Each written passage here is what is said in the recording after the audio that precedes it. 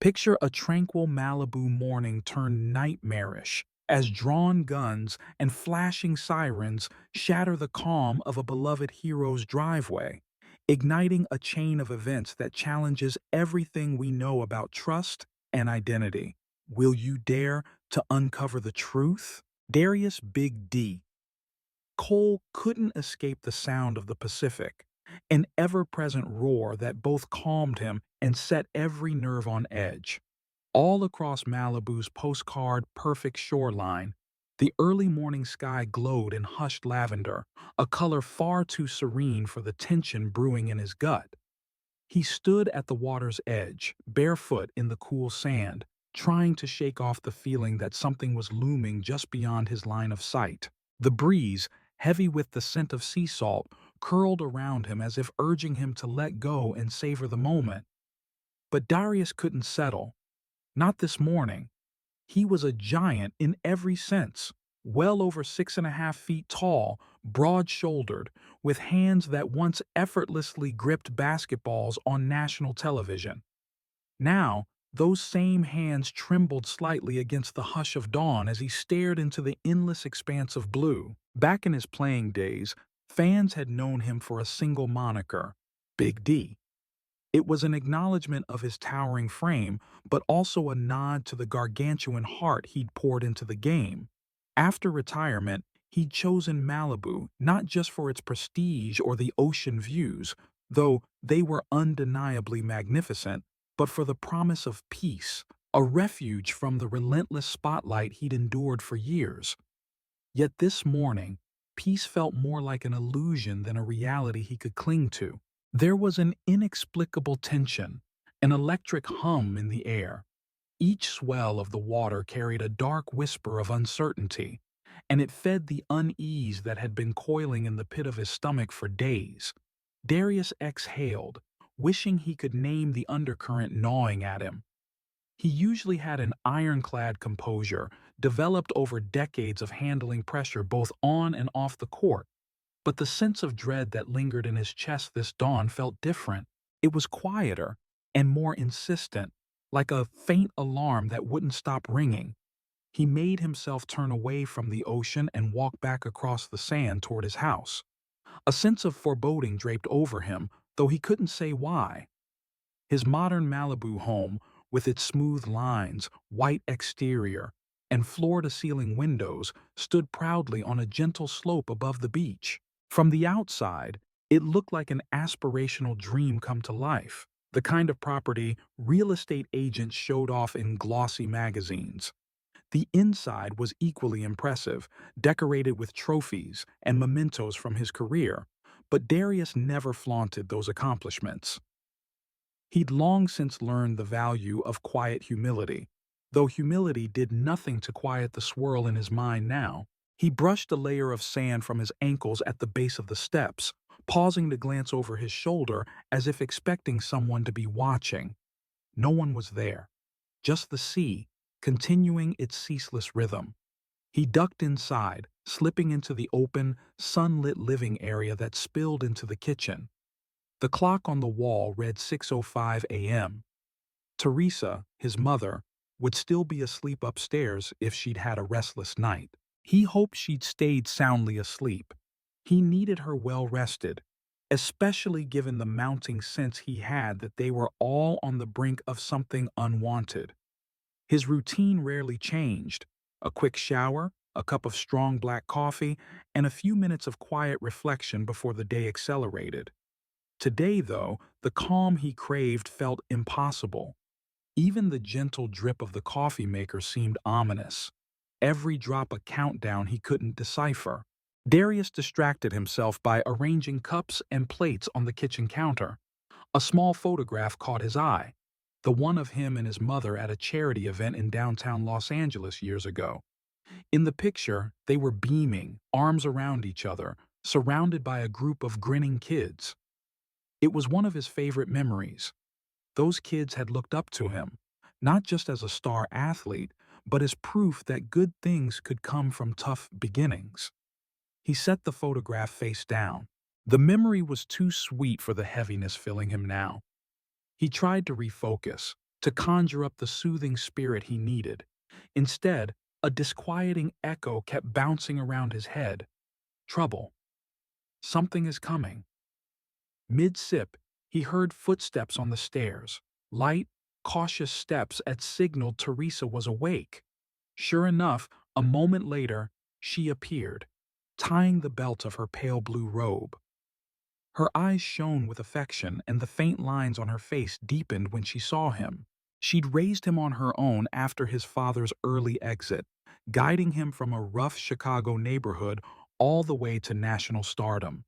She possessed a resilience he admired, and Darius suspected she sensed his turmoil. She always did.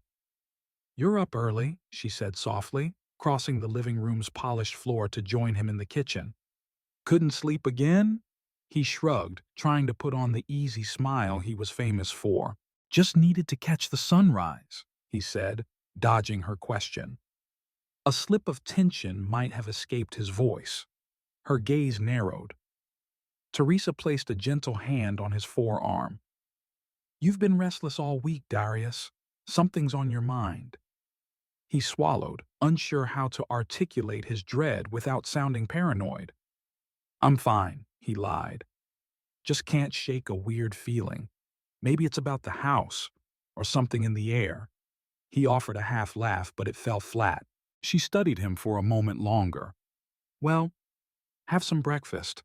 I'll whip up something. Maybe that'll help your mood." He gave her a small nod, grateful for the momentary reprieve.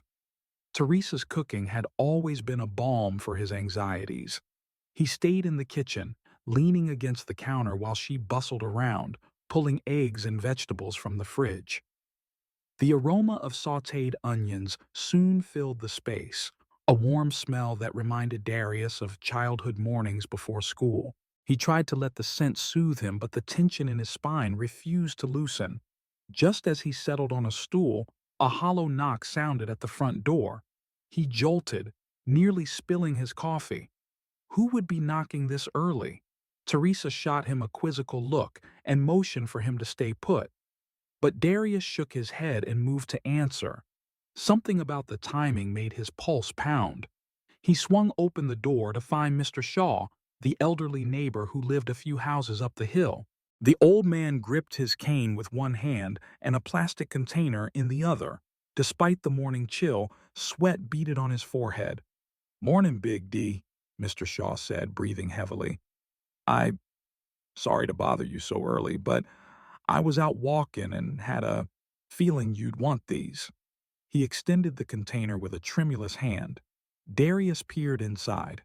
Cookies, snickerdoodles, by the smell. Usually, that would be a pleasant surprise. But Mr. Shaw's pallor and the jitter in his voice suggested more than a friendly gesture. "Mr. Shaw, you look winded," Darius said with concern. "You all right?" The older man hesitated. "Might be nothing," he said in a near whisper. "But I was out earlier than usual. Saw a strange car idling at the far end of the cul-de-sac. Didn't recognize it. They drove off when I approached." His eyes darted to the side, scanning the driveway.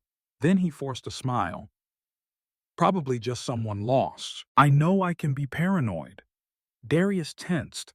This was the second time in a week Mr. Shaw had mentioned something odd like this. Stranger cars, unusual activity. A wave of protectiveness swept over Darius. He loved his little corner of Malibu, but lately, the headlines had been rife with incidents in nearby towns. Break-ins, petty thefts, even suspicious calls to the police.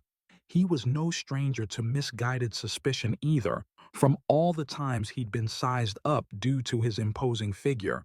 He accepted the container, placing a reassuring hand on Mr. Shaw's shoulder.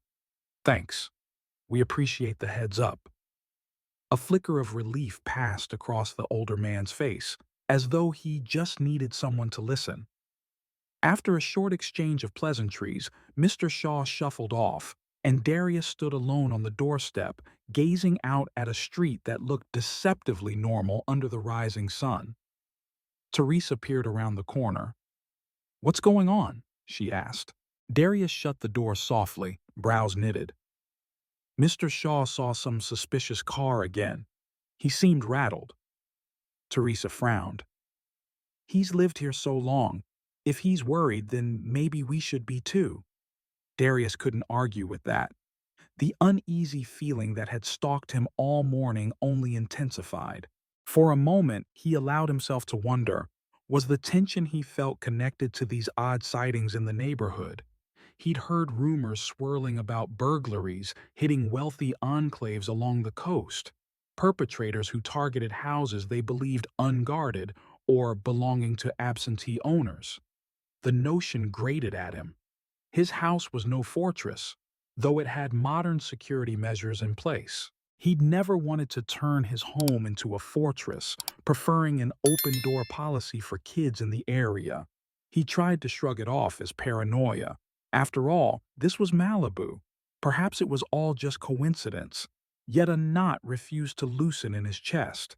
He retreated to the kitchen, where Teresa was stirring eggs in a pan, the spatula scraping across the non-stick surface with rhythmic certainty. "Have a seat," she said, eyeing the tension in his posture. "We can't let fear ruin our day." He did as told, resting elbows on the table. "You're right. It's just, you know how it is. I want to keep everyone safe." She nodded, the corners of her mouth tilting in a somber smile. "You've always been that way. Even as a boy, you'd worry about me waiting for the late bus, or about the other kids in the neighborhood. But remember, you can't fix everything by worrying." He gave a faint laugh. "I know, hard habit to break." While they ate breakfast, delicious eggs loaded with vegetables and a side of fresh fruit, Teresa steered the conversation toward more uplifting topics. She asked about the new youth charity Darius had started in Los Angeles, where he donated basketball equipment and provided mentorship programs. They talked about an upcoming event for a local hospice center. For a short time, the tension receded. Yet in the back of his mind, Darius remained hyper-alert to every noise and flicker of shadow outside. When he finished his meal, he carried both plates to the sink, the mundane act almost comforting. Then his phone buzzed. He pulled it from the pocket of his sweatpants, a text from Mark, an old friend who worked for the Los Angeles Police Department. "Hey Big D," the message read. "Heard a rumor about crime creeping into the Malibu neighborhoods. All good on your end? Let me know if you need anything." Darius stared at the words for a moment, a chill crawling over him. So the rumors were spreading beyond just local gossip. He typed back a quick, "All good, thanks for checking. We'll keep you posted," before setting the phone down with more force than intended. Teresa turned from the sink, concern etching her face. "Something else?" He forced a smile. "Just Mark being Mark, letting me know we should be careful." She frowned but said nothing, her eyes flicking to the window that overlooked their quiet street. The sunlight gilded the pavement, creating long shadows from the trimmed hedges. It was the kind of scene that should evoke tranquility, not dread. A few minutes later, he stepped outside to water the succulents lining the driveway. The crisp morning air had a slight bite, an early sign that summer's heat was waning. The rhythmic drip of the hose calmed him somewhat, and he found a moment of solace listening to the trickle of water against the potted plants. Little details, like the swirl of dust motes in a sunbeam, helped ground him. Out of habit, he glanced around to see if any of the neighborhood kids were biking by, hoping to catch him for a spontaneous free throw lesson. It was still early, though. The lane was deserted except for one or two distant joggers. An unsettling hush gripped the area, as if everyone collectively held their breath. He remembered a time not long ago when the street crackled with activity, neighbors calling out greetings, children squealing with laughter, cars passing at a leisurely pace. Now, the unnatural quiet took him back to those final minutes of a tied basketball game, when the entire arena held still, anticipating a game-winning shot. Except this felt more dangerous. Darius turned off the hose, preparing to head back inside, when he spotted a swirl of motion near the far end of the cul-de-sac. A police cruiser rolled past, going slower than usual, the officer inside appearing to scan the houses. In theory, That should have offered reassurance, law enforcement keeping watch. But the cruiser lingered just a bit too long, and when the officer's gaze met Darius's, there was a flicker of something unreadable. Suspicion, perhaps? Darius felt an unwelcome jolt, as though he was the one being sized up. He gave a half-hearted wave. The officer offered a curt nod before easing the car forward. Then they were gone. Darius stood there for a moment, the sense of unease creeping back into his bones. He brushed it aside, reminding himself that cops patrolled affluent neighborhoods often, especially if there were reports of suspicious activity. Still, the look in the officer's eyes lodged in his mind like a splinter. He walked back into the house, exhaling to shake off the lingering tension. Teresa was drying the last dish. Catching his grim expression, she raised an eyebrow but refrained from prying. He didn't volunteer details, no point in doubling her worry over an officer's glance. Shortly after, there was a soft knock on the side door leading to the patio. Darius opened it to find three local teenagers, basketballs tucked under their arms. They were sweaty, cheeks flushed from an early round of shooting hoops at the nearby park.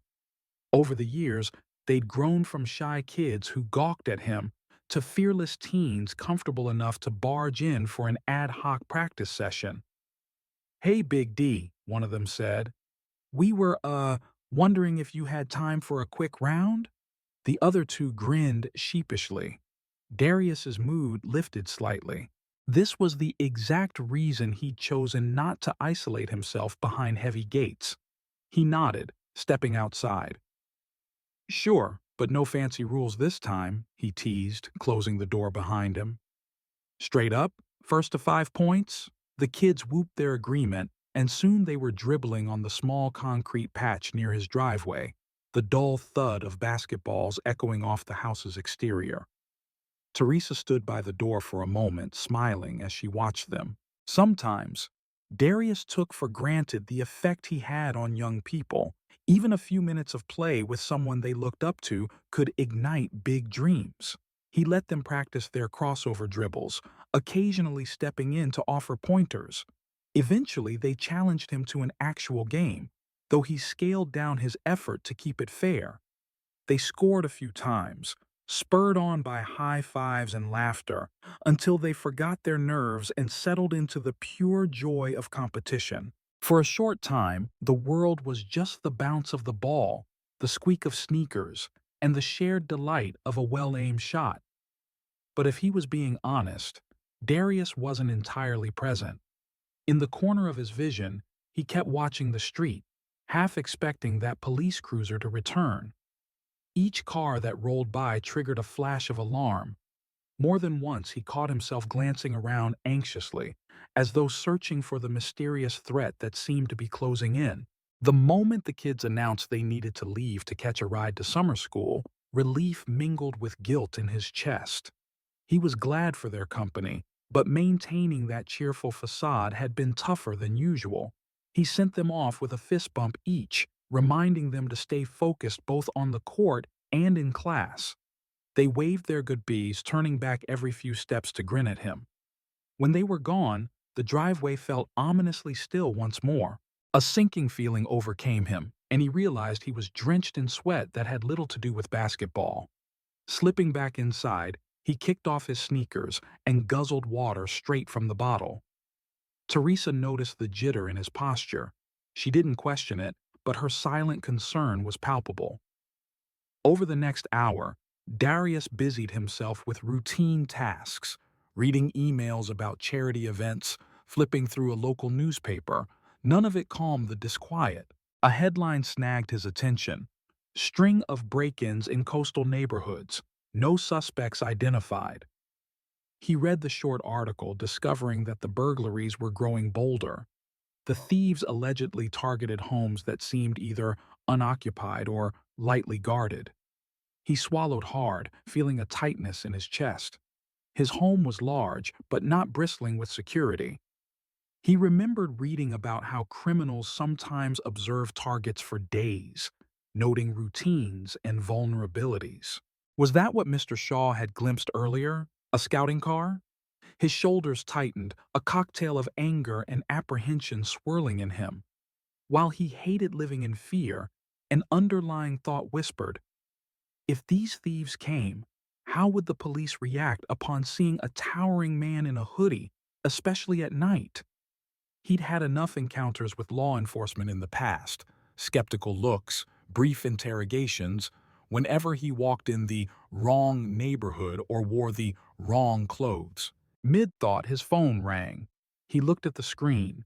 It was Mark again. Reluctantly, he answered, not wanting to drag his friend into his swirling doubts. But Mark's tone was urgent. He'd heard new intel about criminals possibly moving farther up the coast, and he wondered if Darius had seen anything unusual. Darius relayed Mr. Shaw's observations and the suspicious vibe in the area.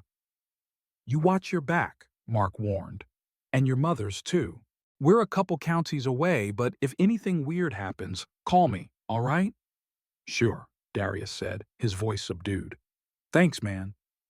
He hung up, a strange combination of gratitude and gnawing dread.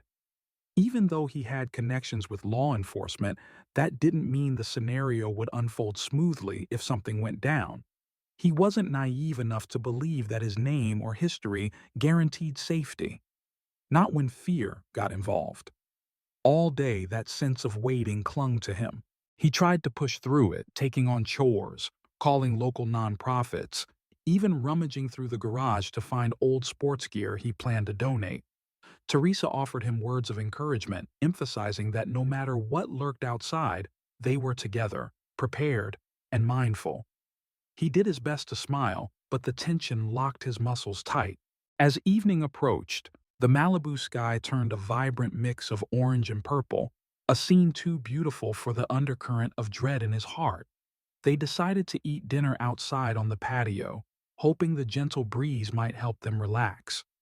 Over grilled fish and vegetables, they shared light conversation about family memories, the comedic antics of Darius's old basketball teammates, and the upcoming youth fundraiser.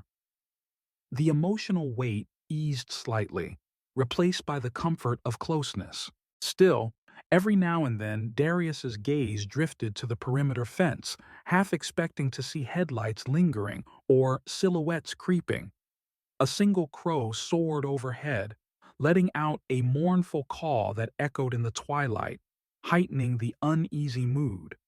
After dinner, Teresa collected dishes and headed inside. Darius remained seated in the soft glow of the porch light, gazing out at the driveway. The quiet was palpable.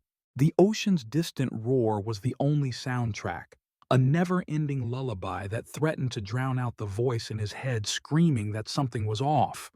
He clenched and unclenched his fists, uncertain why the thought of simply going to bed felt so daunting. What was he waiting for? Another sign of a suspicious car? The police cruiser's return? Or something even worse, someone lurking in the shadows, testing the boundaries, waiting for the right moment to strike?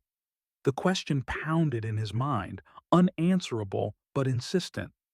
He told himself that if trouble came, he could handle it. He was no stranger to pressure. But deep down, he knew that the real danger was bigger than one intruder or one stolen possession. It was the threat that fear itself would break the sense of home he'd fought to create here. He rose from his chair, stepping onto the driveway's smooth concrete as if to prove he wasn't afraid. Slowly, he walked its length, the overhead stars shimmering in the dark sky. A night breeze whispered across his skin. The houses around him were mostly dark now, the neighbors presumably settling in to watch late-night TV or heading to bed. The hush deepened, enveloping him in a heavy cloak of isolation. He stopped at the far end near the curb, scanning the street. Nothing but stillness. But the stillness itself seemed brimming with unspoken tensions. For a fleeting moment, he thought he saw the shape of a car at the corner, but when he blinked, the patch of darkness was empty. Maybe it was just a trick of his mind, an illusion spawned by anxiety. Yet the feeling refused to leave him. He took one last look, eyes raking over the silent road, and then turned back toward the house. Before heading inside, he placed a hand on the wall, feeling the cool stucco beneath his palm, as if grounding himself. This was his home. He'd done so much good here, welcomed so many people. He didn't want that to change, and he especially didn't want the creeping dread to become reality. But life doesn't always wait for permission. Fate can unravel in a heartbeat, turning a cherished sanctuary into a stage for chaos. Though Darius didn't know it yet, the events already in motion would soon converge on this very driveway. They would bring with them a clash so severe that headlines wouldn't capture even a fraction of its impact. The swirl of tension he felt tonight was no accident.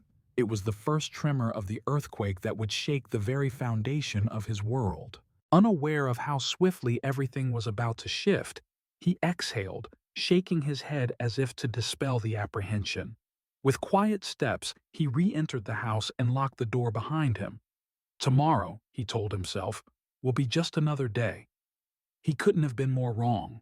Because in less than 24 hours, the unknown force he sensed lurking in the shadows would burst into his life at full force, guns drawn, no mercy, leaving him to face a choice that would rattle not only his own faith in safety, but the entire community's understanding of justice, identity, and trust. Morning broke in a soft blaze of pink and gold, yet dread hovered over Darius, Big D Cole like a storm cloud. He'd been pacing the house before first light, struggling to shake the sense that something was about to go terribly wrong. Outside, the ocean breeze carried the usual tranquility of Malibu, but to Darius, the hush felt loaded. He swallowed hard, stepping onto his driveway with a mug of coffee, half expecting the world to split open around him. He barely had time for a sip before he heard it, a shriek of tires tearing around the corner, a police cruiser, lights flashing angrily, skidded to a stop in front of his home, followed by a second and then a third. Sirens blared against the early sunlight, splintering the morning's calm. The air seemed to freeze. Doors slammed. Officers spilled out, weapons drawn, stances rigid. Darius's heart lurched. Had something gone wrong next door?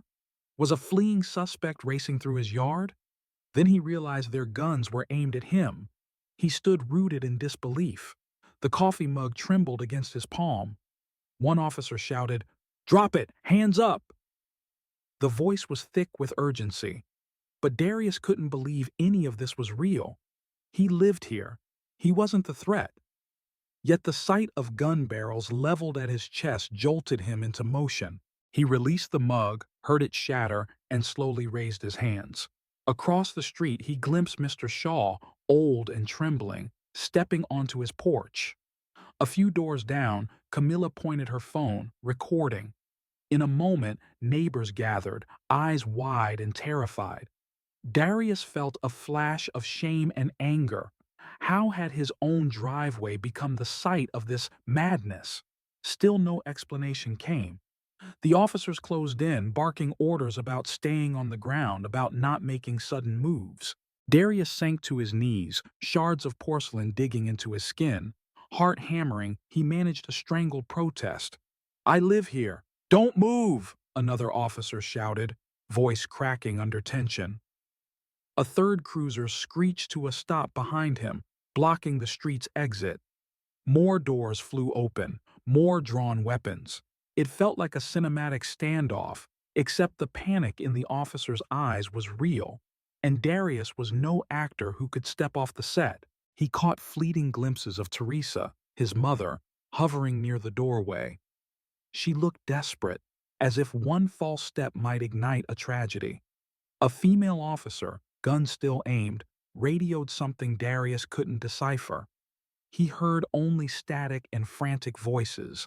A wave of helpless fury washed over him.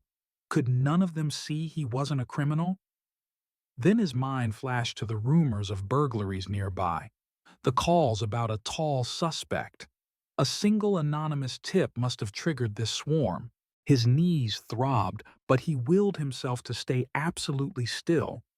The tension roiled in every direction. Neighbors whispered, Phones recorded, yet no one dared move closer. Finally, a ranking officer arrived, taking stock of the chaos. Darius prayed for someone to recognize him, but the officer's expression remained grim. One of the others muttered, "Wallet's inside. We can't confirm who he is." Darius's mouth felt dry. His entire life seemed to hinge on whether these officers realized he was simply a man on his own property. Moments later, an officer crept into the house to verify his ID. Darius tried to speak, but fear clawed at his throat. Everything around him felt surreal. The kaleidoscope of lights, the tension in the officers' voices, the sting of broken ceramic under his skin. After an agonizing wait, the officer returned, whispering to the lieutenant. Guns wavered, but remained pointed. At last, the lieutenant snapped, "Stand down. He lives here." Relief flooded Darius's veins, only to be replaced by a potent mix of embarrassment and wrath. One by one, the officers lowered their weapons, some appearing uneasy. No one apologized. No one gave him a hand to stand. He rose on trembling legs, scanning their faces. They averted their eyes. The female officer who had radioed in earlier looked stricken, as if grappling with the severity of what had nearly happened. Teresa rushed toward Darius, tears brimming. For a moment, mother and son clung to each other while the officer slowly backed away. An older official, Lieutenant Parks, gestured for the squad cars to clear out. Several neighbors moved in, offering hushed words of concern.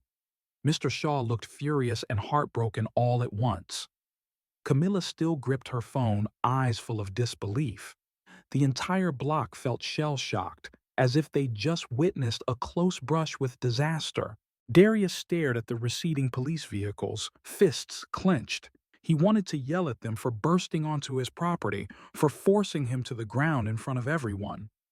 He wanted them to admit the call was wrong, that the system had jumped to conclusions. Instead, they simply drove off, leaving scattered shards of porcelain, the smell of burnt rubber, and a community rattled to its core. He guided Teresa inside, each step feeling surreal. The morning sun still washed over the living room, illuminating trophies and photos, testaments to a man who should have been recognized in his own driveway. He sank onto the couch, adrenaline still coursing, fury mixing with humiliation. Teresa knelt beside him, voice trembling. "You're okay, baby. You're okay." But he wasn't. Deep in his soul, he knew something had been shattered beyond a simple coffee mug. His faith that status or good deeds could shield him had vanished. They hadn't even paused to check who he was. One phone call and he was automatically a threat.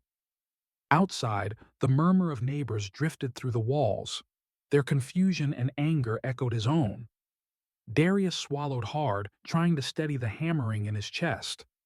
He wasn't new to racial profiling. He'd grown up bracing for sideways glances and groundless suspicion, but in front of his own home, with guns drawn, it felt like an unimaginable betrayal. Eventually, he stood, drifting to the window.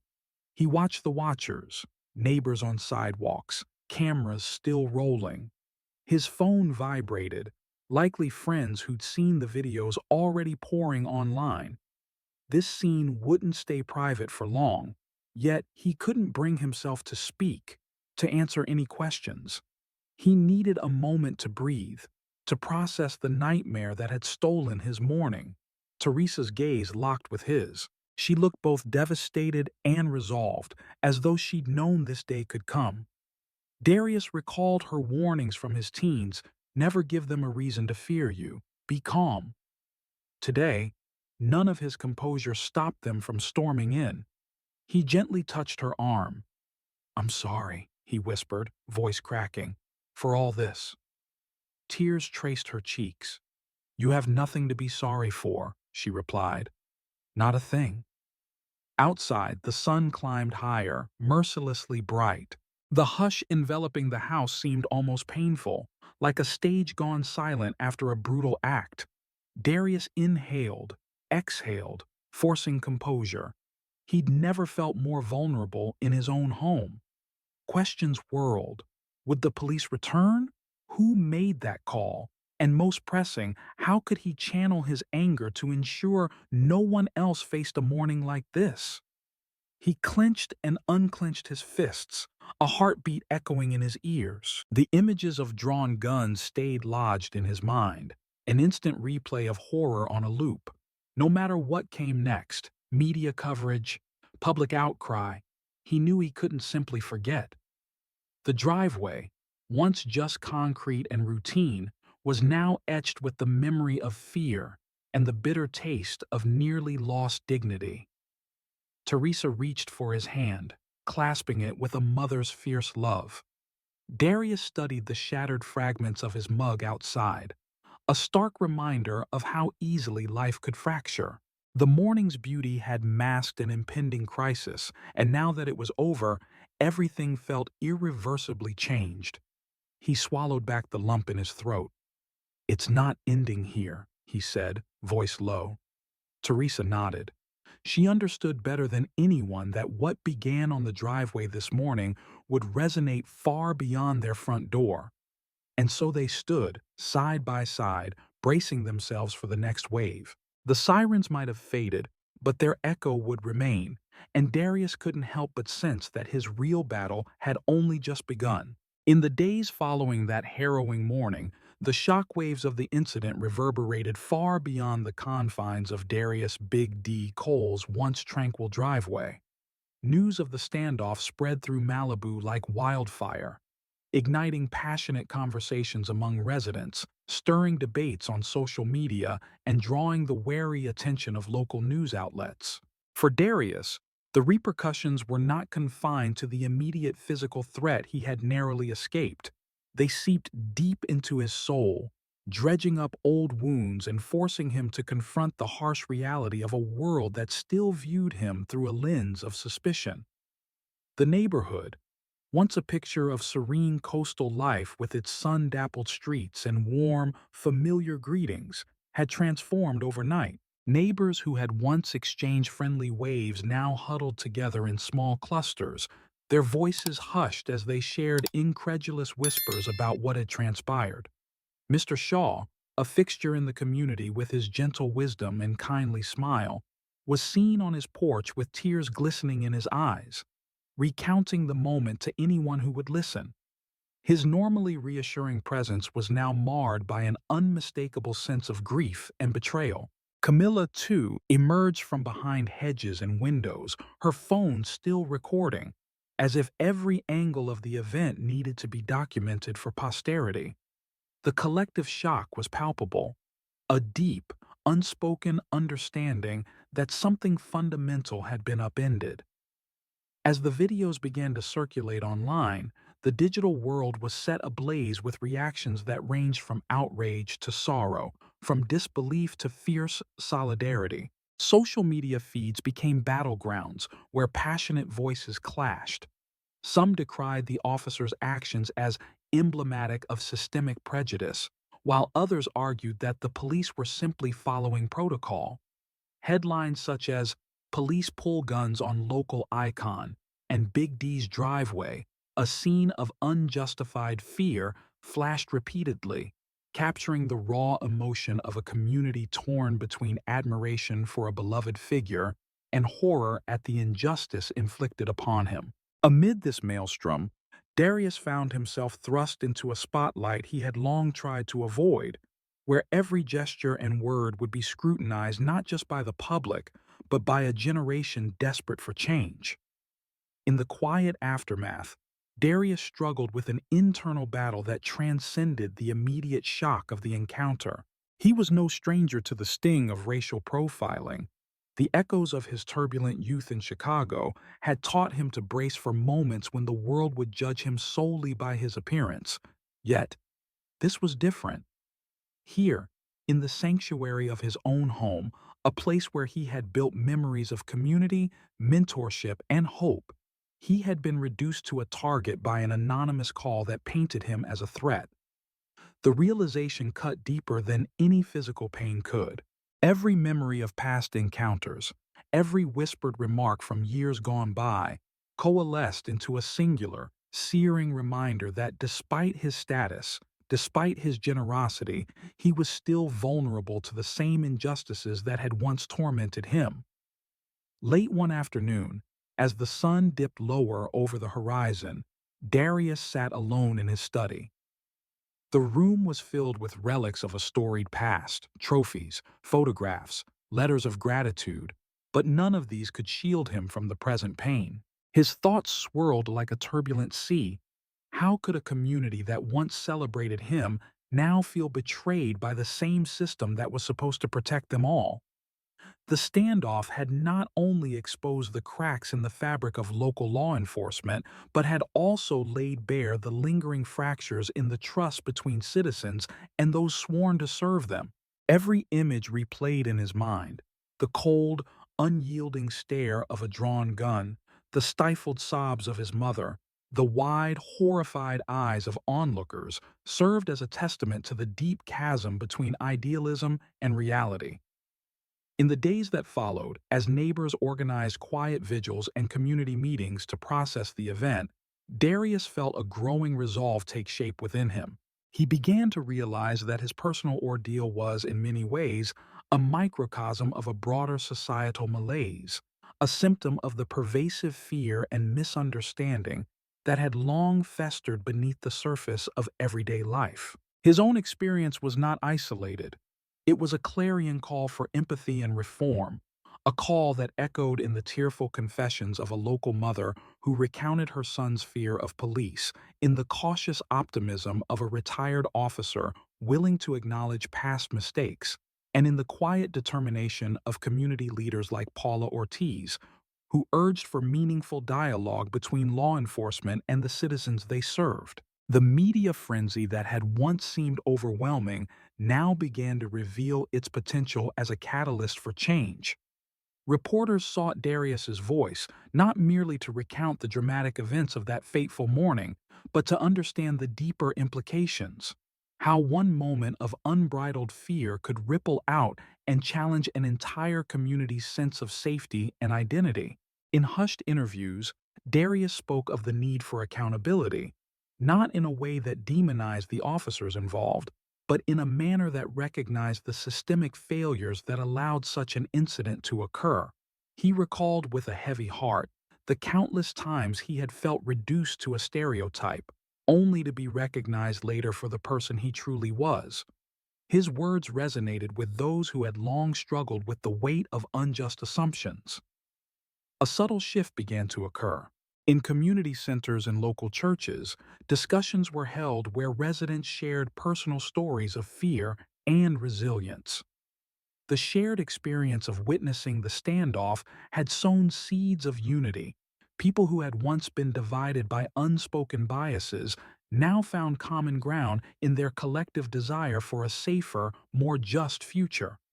The ripple of anger was slowly giving way to an outpouring of support for reform, a call to bridge the gap between the community and its protectors.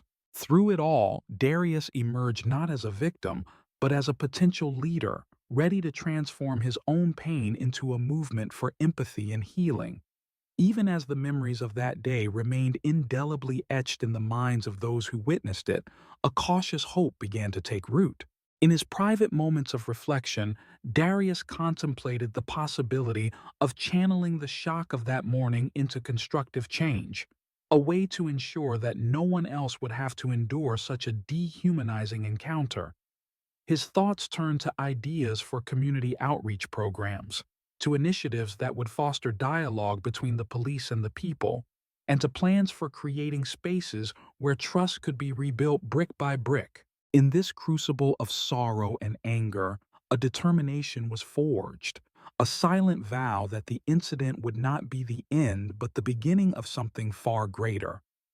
As the community slowly began to mend its collective heart, the shockwaves of that morning continued to ripple outward, stirring conversations and inspiring actions that promised to reshape the very foundations of trust in Malibu. For Darius, the path forward was uncertain, fraught with challenges and inevitable setbacks. Yet he knew, with a quiet certainty that every whispered story of pain, every tear shed in the aftermath, could serve as a stepping stone toward a more compassionate future. The journey from shock to healing was just beginning, and in that fragile, bittersweet transformation, hope glimmered like a beacon in the dark. In the echo of the day's chaos, amidst the lingering questions and the raw, unfiltered emotions of a community in turmoil, Darius Cole resolved that he would not let this moment define him. Instead, he would use it to light a fire of change, a fire that, once kindled, might just warm the hearts of those who had long lived in the shadows of fear. In the wake of a chaotic morning that had left scars on both body and soul, Darius Big D. Cole found himself compelled to channel his seething outrage into a force for healing. No longer content to remain a silent witness to injustice, he began to envision a transformative initiative that could mend the broken bridge between law enforcement and the community. A bridge that, until now, had been eroded by fear and misunderstanding. With a heavy heart and an unyielding resolve, Darius reached out to trusted allies and community leaders, determined to turn the raw pain of his recent experience into a platform for empathy and dialogue. He christened the project BRIDGE, an acronym for building respect, inclusion, dialogue, growth, and empathy, a name that encapsulated his vision for a future where police and citizens would meet as human beings rather than adversaries. The idea germinated in quiet conversations with Paula Ortiz, a passionate city council member who had long advocated for community police partnerships, and Mark, his friend in the Los Angeles Police Department, who recognized that change could only come from within if officers were willing to confront their own biases. Darius imagined Bridge as more than just a series of meetings. It was to be a living, breathing movement, a safe haven where differences could be discussed openly over a friendly game of basketball, where panel discussions would unravel the tangled web of assumptions, and where shared meals would serve as a reminder that understanding begins at the dinner table. Teresa, his steadfast mother, quickly embraced the vision, offering to host intimate kitchen table gatherings at her home, where neighbors and officers alike could break bread and exchange stories in a space that felt warm and personal.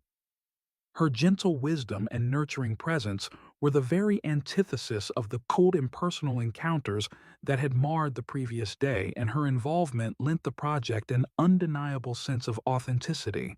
At first, the proposal met with a mixture of skepticism and cautious optimism. Some members of the community, still stinging from the memory of that fateful morning, questioned whether inviting the very officers responsible for the standoff could possibly lead to meaningful reconciliation. Is this just another PR stunt? They wondered aloud, their voices tinged with both anger and resignation. Yet, amid the clamor of doubt, a small contingent of local residents and even a few disillusioned officers saw the glimmer of possibility. Officer Delgado, whose own eyes had reflected regret and vulnerability during the confrontation, was among the first to signal her willingness to participate. Though she was haunted by the memory of drawing her weapon under orders that now seemed precipitous, she recognized in Bridge a chance for redemption, a way to demonstrate that acknowledging one's mistakes could be the first step toward genuine reform. Darius's first public appearance to announce Bridge was far removed from the typical glitz of press conferences. He opted for an intimate gathering at the Malibu Community Center, a modest venue chosen specifically to avoid the glare of relentless media scrutiny and to create a setting that felt approachable and sincere.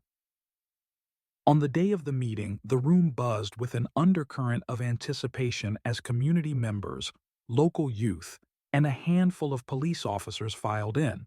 The atmosphere was charged with emotion. There were those who arrived with cautious hope, others with a simmering anger born of recent events, and still others with the quiet determination of individuals who had long yearned for a bridge between two worlds. Darius stood before them, his presence commanding yet humble, and began to speak from the heart. He recounted his personal ordeal, not as a tale of victimhood, but as a call to action. With each word, he painted a picture of a community battered by prejudice, yet yearning for transformation, of a system that had faltered, and a moment that demanded both accountability and a radical reimagining of relationships. His voice, though steady, carried the weight of years of experience, a testament to a life lived under both the adulation of fans and the quiet scrutiny of those who feared what they did not understand. The dialogue that ensued was raw and honest. Neighbors shared their stories of past encounters with police, recounting both moments of compassion and instances of unintentional harm. In one poignant exchange, a young teenager, his eyes red from recent tears, spoke about the first time he had felt that the uniform meant danger rather than protection. His words, halting but sincere, struck a chord with several officers present, who in turn admitted that they, too, had been molded by an environment of tension and quick judgments. The open forum that followed was not without its difficult moments. Voices clashed, and sometimes the conversation threatened to unravel into blame and recrimination. But under Darius's steady guidance, the discourse remained focused on the possibility of healing. He encouraged everyone to look beyond the rigid labels and to recognize the humanity in one another, whether clad in a hoodie or a police uniform. In that room, differences began to soften, replaced by a mutual recognition that fear could be overcome through shared vulnerability and courage. Throughout the day, Bridge evolved from a conceptual framework into a tangible movement. Volunteers from local nonprofits offered to coordinate sports clinics where officers and youth could play basketball side by side, while mental health professionals pledged to provide free counseling sessions designed to help participants process their emotions. Teresa's kitchen table gatherings, already popular among close friends, were set to expand into regular community meetups, where the simple act of preparing a meal together would serve as a powerful antidote to isolation and suspicion. Even those who had been the most resistant, individuals entrenched in their anger and hurt, began to see that the outreach was not about erasing accountability, but about building a future where such incidents would be less likely to occur. As the day drew to a close, the initial spark of Bridge had kindled into a steady flame. The media, once fixated on the sensational aspects of the standoff, now turned its gaze to the hopeful faces gathered in the community center. Stories emerged of breakthroughs, of an officer learning to set aside ingrained biases, and a young person finding a new perspective on what it meant to be safe. Darius's message resonated deeply. Change was not a distant dream, but a series of deliberate, often painful, steps taken in the spirit of understanding and unity. In that crucible of outrage transformed into outreach, he saw the seeds of a movement that could, with time and perseverance, redefine the relationship between police and the people they were meant to serve. In the quiet moments that followed the public forum, as the last of the attendees filed out and the room settled into an almost sacred silence, Darius stood alone for a time. The echo of voices, the lingering warmth of shared hope, and the bittersweet knowledge of challenges yet to come filled him with a renewed sense of purpose. He knew that the road ahead would be fraught with setbacks, and that the scars of past injustices would not vanish overnight. But as he looked around at the assembled community, at the smiles, the nods, and even the tentative handshakes between former adversaries, he realized that this was the beginning of something extraordinary. It was a turning point where the outrage of one day could give birth to a lasting outreach, a movement that had the power to reshape lives and rebuild trust in ways that transcended headlines. In that transformative moment, Darius Cole resolved to lead with empathy, to confront the legacy of fear with a steadfast belief in human connection, and to ensure that the wounds inflicted by a single, misguided call would eventually yield a future defined not by division, but by unity. In the months that followed, the driveway that once bore the weight of fear and shattered porcelain transformed into a sanctuary of resilience and hope. Darius Big D. Cole's home, once a battleground of suspicion and injustice, now became a vibrant destination, a place where the community could gather, reflect, and rebuild. Neighbors and visitors alike began to leave chalk messages along the pathway. Simple, yet profound affirmations like, "Hope lives here," and "Unity in every step." These transient inscriptions, impermanent yet powerful, slowly etched themselves into the collective memory of Malibu, symbolizing a commitment to healing that transcended past wounds. What was once a scene of chaos had evolved into a living tribute to human connection. Local artists began to collaborate on a mural that spanned the length of the driveway wall, depicting scenes of community life, children playing basketball under a bright sky, elders sharing stories on sunlit porches, and officers engaging with residents in moments of quiet conversation. Every brushstroke carried the promise that even the deepest scars could give rise to beauty. Darius, often seen greeting visitors with his warm smile, realized that his home had become more than a personal refuge. It was now a beacon for change, a testament to the possibility of reconciliation in a divided world. Teresa, ever the gentle guide, hosted small gatherings at the house. At these events, stories were shared freely over homemade meals, and every anecdote was imbued with the lessons of the past. People spoke not just of the shock of that fateful morning, but of the journey from outrage to outreach, a journey that had transformed suspicion into dialogue and fear into determination. The presence of Officer Delgado and Lieutenant Parks, who had both embraced the ideals of reform, lent an air of authenticity to these gatherings. Their willingness to participate, to stand alongside the very citizens they once guarded from afar, broke down barriers and ignited trust. Even the local media began to shift their narrative. What had started as sensational headlines evolved into thoughtful features that explored the transformative power of community action. Reports showcased how the driveway, once a symbol of vulnerability, had become a destination where grassroots movements thrived. Teenagers organized impromptu basketball games with officers, while local nonprofit leaders held workshops on empathy and conflict resolution right there on the concrete. Every event, every gathering reinforced the belief that change was possible when hearts were willing to open up. For Darius, the metamorphosis of his driveway was both a personal victory and a public statement. He had turned a moment of profound injustice into a catalyst for enduring hope.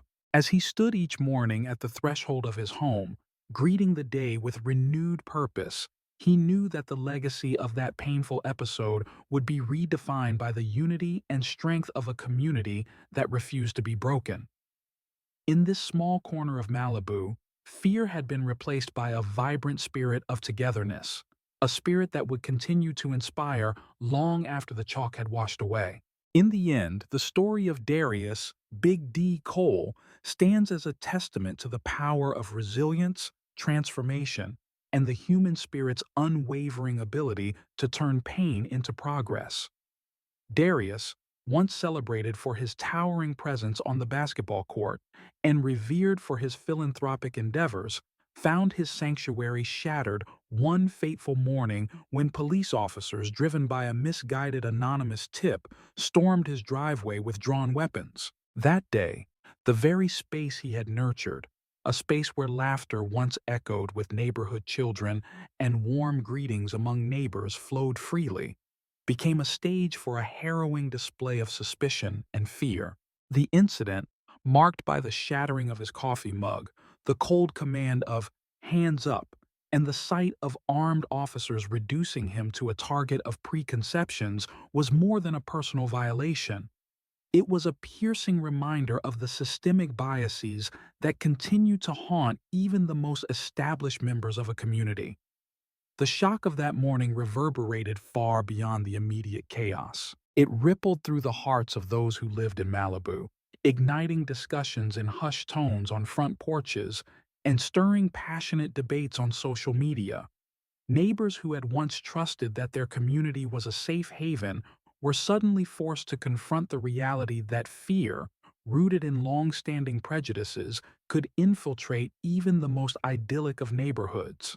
For Darius, this episode was a bitter echo of the many times he had been reduced to a stereotype, a tall, imposing black man whose presence was misinterpreted as a threat rather than celebrated as a beacon of hope and achievement. Yet, from this moment of deep injustice and humiliation, Darius found the strength to rise above despair. In the quiet aftermath, as the community grappled with its collective shock, he began to see a glimmer of possibility.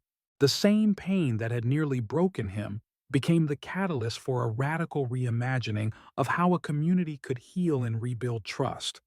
Determined not to let fear dictate the future, he reached out to local leaders, law enforcement, and residents to create a new initiative called Bridge, building respect, inclusion, dialogue, growth, and empathy.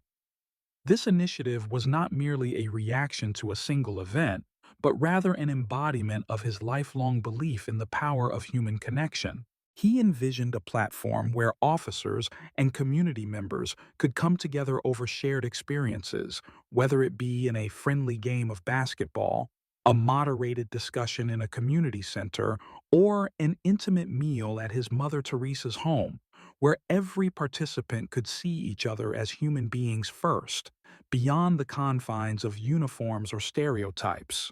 Through Bridge, Darius sought to transform outrage into outreach. He recognized that the incident was symptomatic of a larger societal malaise, a deep-seated mistrust that had festered for too long. By facilitating honest, raw dialogues, he aimed to dismantle the barriers that separated the police from the people they were meant to protect. In those early meetings at the Malibu Community Center, voices that had long been silenced by fear found the courage to speak up. Youth shared stories of anxiety and isolation, while officers like Officer Delgado, who had once been caught in the throes of a split-second decision fueled by bias, admitted their own vulnerabilities. Every conversation, every shared tear, and every laugh began to stitch together the frayed edges of a community that had been wounded by misunderstanding. The transformation was gradual, yet profound. Slowly, the narrative began to change. What had started as a sensational story of a mistaken threat turned into a movement that embraced the possibility of change through empathy and mutual respect. The very driveway where Darius had been forced to kneel under the cold gaze of armed officers evolved into a living symbol of that change. Neighbors began to adorn it with chalk messages like "Hope lives here" and "Unity in every step," while local artists collaborated on murals that depicted scenes of community life, of children playing basketball and elders sharing stories under a sunlit sky. This once traumatized space became a vibrant destination, a reminder that even the deepest wounds could give way to beauty and renewal. For Darius, the journey from that moment of vulnerability to becoming a leader in community outreach was as much about personal healing as it was about societal change. He realized that every experience, no matter how painful, carried within it the seeds of transformation. The betrayal he felt that morning was not just his burden to bear, it was a call to action for all who had ever been marginalized or misjudged. Through Bridge, he offered a way forward, a path that acknowledged past injustices while paving the way for a future defined by compassion, dialogue, and unity. The lessons from his story are both deeply personal and universally relevant. First, it teaches us that our identity is not defined by the labels that others impose upon us, but by the actions we take in the face of adversity. Darius could have allowed the incident to shatter his spirit, but instead, he chose to transform his pain into a mission of hope. This teaches us that Even in our darkest moments, there lies the potential for growth and positive change if we are willing to confront our fears and use them as a stepping stone. Second, the story underscores the importance of open, honest communication. True healing begins when we set aside our preconceptions and engage in dialogues that honor the lived experiences of all involved. It is only through such conversations that we can dismantle the barriers built by years of mistrust and misunderstanding. Third, the narrative reminds us that change often starts at the grassroots level. When communities come together, when individuals step forward with courage and empathy, the collective impact can reshape societal norms and foster an environment where everyone feels seen, heard, and valued. In today's world, where division and polarization seem to be growing by the day, Darius's journey offers a beacon of hope. His story calls on us to reflect on our own lives, on how we perceive those who are different from us, on how we respond to moments of injustice, and on how we can build bridges instead of walls. Whether in our workplaces, in our neighborhoods, or in our broader society, we have the power to choose understanding over fear, dialogue over silence, and unity over division. By embracing our shared humanity and committing to actions that promote inclusivity and empathy, we can all contribute to a future where incidents of misunderstanding and prejudice become relics of the past. If this story has touched your heart and inspired you to believe in the transformative power of compassion and dialogue, then I invite you to join our community. Subscribe to our channel to support the work of sharing these stories and to stay connected with more content that aims to spark meaningful conversations and drive positive change. Your support can help us continue to bring you narratives that not only entertain but also empower and inspire us all to build a better, more united world.